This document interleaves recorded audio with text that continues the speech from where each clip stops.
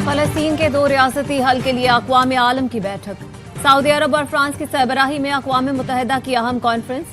Saudi वज़ीर ख़ारजा फैसल बिन फरहान ने कहा, कॉन्फ्रेंस मसला फ़लस्तीन के दो रियासती हल की आलमी कोशिशों का नतीजा है। कॉन्फ्रेंस से आलमी करारदादों पर अमल दरामद की राह हमवार होगी। Secretary general UN Antonio Guterres ने कहा, गजा में तबाही नाकाबिले बर्दाश्त हो चुकी, अब इसे रोक देना चाहिए। दो रियासती हल ही आलमी कवानीन के मुताबिक पायदार फ्रेमवर्क है। दो रियासती हल से तनाज़ा खत्म हो सकता है। फलस्तीनी वज़ीर आज़म ने कहा, आलमी फोर्सेस को फलस्तीनी रियासत में सिक्योरिटी के लिए तैनात किया जाए तो हम तैयार हैं।